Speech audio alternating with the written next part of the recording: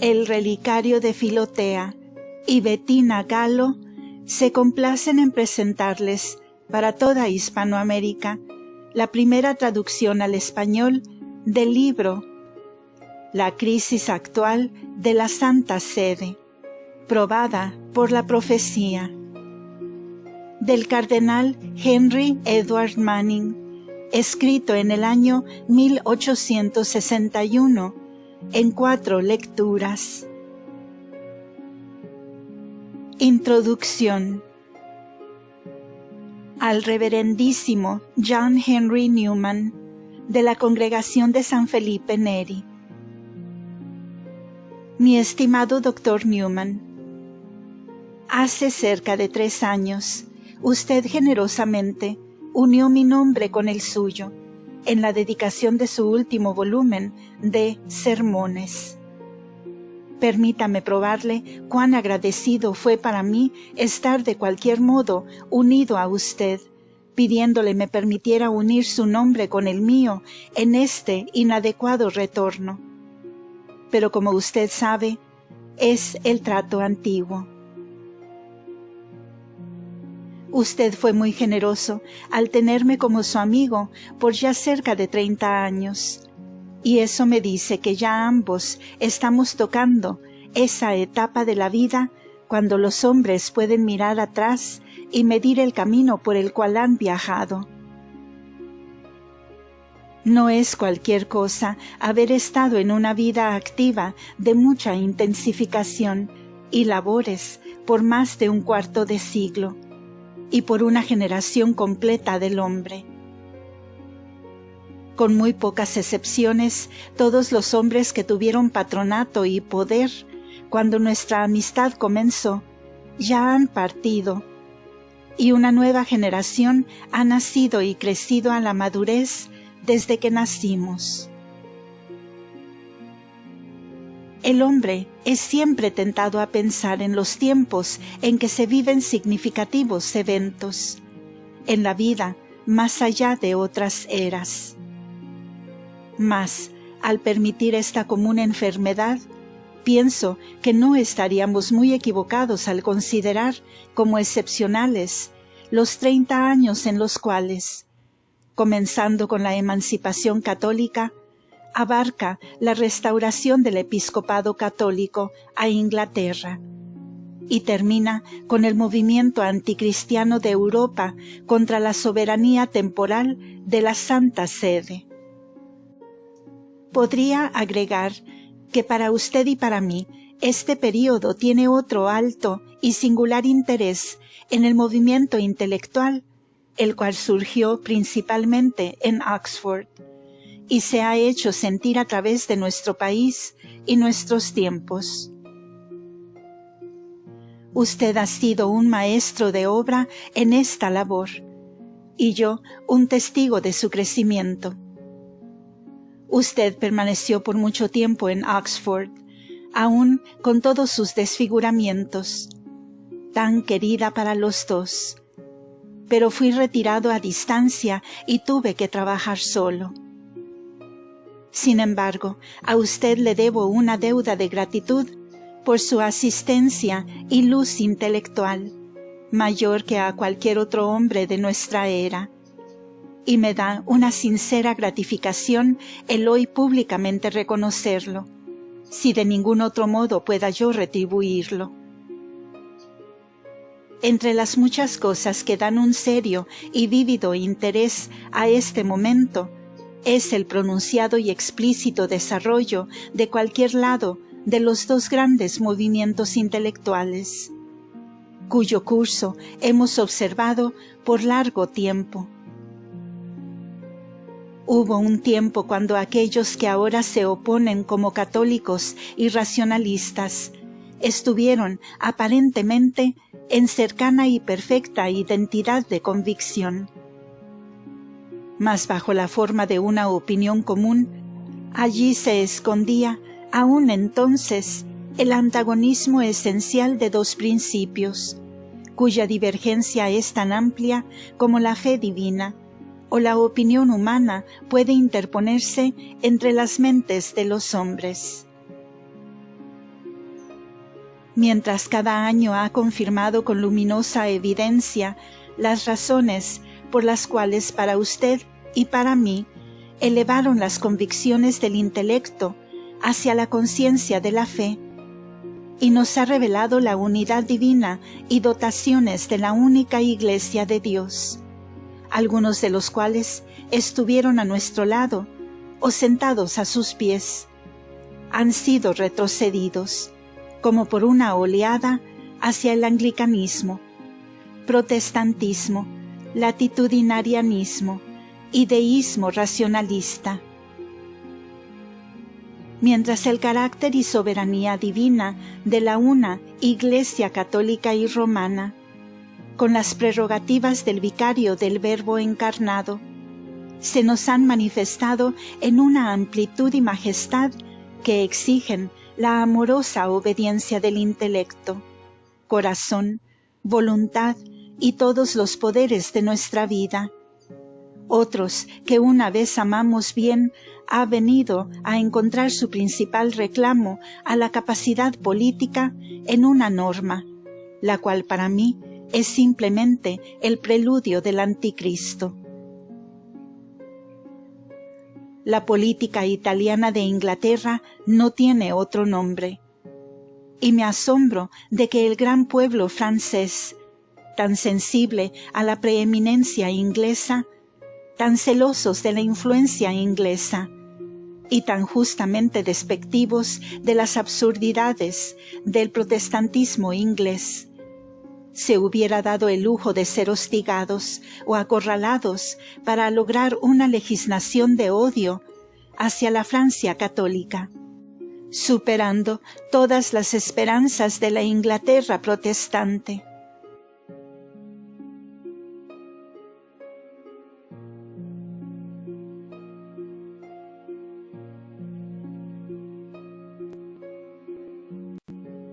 Para despojar a la Santa Sede de su soberanía temporal, ha sido desde Enrique VIII la pasión de la Inglaterra protestante. Pero nunca soñó con lograr su objetivo de predilección por la mano de la Francia católica. Esto es un logro incomparable. Apenas escribía esta línea cuando leí el debate en la Casa de los Comunes, The House of Commons, sobre la política exterior del gobierno. No creo que a usted o a mí se nos tache de apologistas para las prisiones napolitanas, si son tan malas como las nuestras lo fueron hace algunos años, o para la tortura de Nápoles, si hubiera en ella una partícula de verdad, lo cual hago más que dudar. Usted y yo no tememos ser considerados amadores del despotismo o del absolutismo o aún del gobierno represivo. Pero creo que ambos podríamos juzgarle como un espectáculo melancólico cuando vemos a la Casa de los Comunes desviados por declamaciones en estos temas cuyas leyes han creado la Europa cristiana, y todo lo que es valioso en la Constitución inglesa para aprobar una legislación subversiva de la sociedad europea. La ley de las naciones, derechos públicos, tratados establecidos y posesión legítima son, sin duda, para la escuela moderna de políticos, nulos y sin significado. Son, sin embargo, las realidades que unen a la sociedad y constituyen las pruebas morales por las cuales la justicia de una causa es llevada a cabo. La ley que las viola es inmoral. Su fin es desorden público, y su triunfo será su propio castigo. Ahora, no tengo convicción más profunda que la de que este movimiento anticatólico, guiado o estimulado por Inglaterra, tendrá su triunfo perfecto y reinará por un tiempo supremo. Y luego que, tal vez antes de que estemos en nuestras tumbas, todos los que han participado en él, príncipes, políticos y el pueblo, serán azotados por un conflicto universal con revolución y una guerra europea, a lo cual 1793 y las guerras del Primer Imperio son pero un tenue preludio.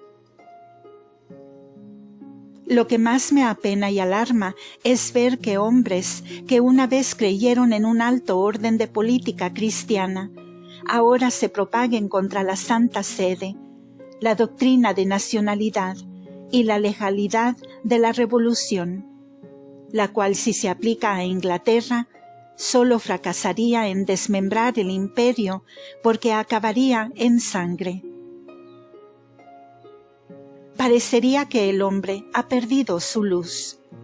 Si no, ¿cómo podríamos explicar la ceguedad que no puede ver que el conflicto de Francia y Austria ha debilitado la sociedad católica de Europa y le ha dado a la política protestante de Inglaterra y Prusia una denominancia de lo más peligrosa? No tardará mucho antes de que una guerra europea gaste y desgaste los poderes de la sociedad cristiana, incluyendo a protestantes y católicos por igual, y dará una fatal predominancia a la sociedad anticristiana, o una revolución la cual se prepara por todos lados para su última lucha y para su supremacía. La sociedad católica de Europa se debilitó. La sociedad cristiana a su vez pronto seguirá. Luego viene el azote. La convicción que tengo de que una gran retribución se aproxima sobre el movimiento anticatólico de Inglaterra, Francia e Italia se presta a más certidumbre por el hecho de que el punto crítico en todo el conflicto, la llave del todo y el último triunfo que ganar, es el destronamiento del vicario de nuestro Redentor. El poder temporal del Papa, se nos dice, ha sido el gran impedimento para la paz de Italia y Europa. Esto es lo que distribuye y organiza los dos espectros. Qui non mecum contra me est. Vendrá su día y el vicario de Jesucristo esperará su momento. Si moram fecerit, expecta illum, quia veniens veniet, et non tardavit. Mientras tanto, Inglaterra se prepara para su propia disolución. Ha encabezado a los no creyentes de Europa y ahora devorará a sus propios seguidores. La Reforma ha hecho sobre ella su trabajo. El protestantismo, como la camisa de Nessus, se adhiere a la carne de Inglaterra, y su día por fin llegará. Se nos dice que el hombre tiene unos 83 parásitos que viven sobre su sustancia.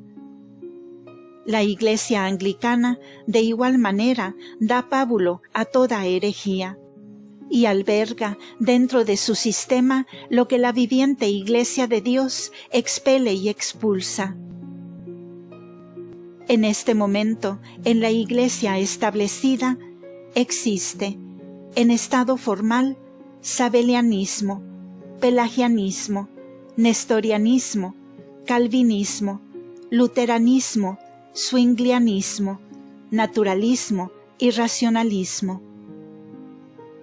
Doy por alto una multitud de otras herejías formales, y nombro solo estas, porque tienen una definitiva y activa existencia en el establecimiento, y se reproducen a sí mismas. Es la intrínseca animosidad de este compuesto de herejías que dirige el poder político de Inglaterra contra la Iglesia católica, y sobre todo contra la Santa Sede, y le da a Inglaterra la melancolía y mala preeminencia como poder del mundo de lo más anticatólico y más anticristiano. En las siguientes páginas he procurado, pero para tan gran tema de lo más insuficientemente, mostrar que lo que sucede en nuestros tiempos es el preludio del período anticristiano, del final destronamiento de la cristiandad y de la restauración de la sociedad sin Dios en el mundo. Pero tarde o temprano así debe ser. En cuanto al Hijo del Hombre, Él se marcha, conforme está escrito de Él. Pero, ¡ay de aquel hombre por quien el Hijo del Hombre será entregado!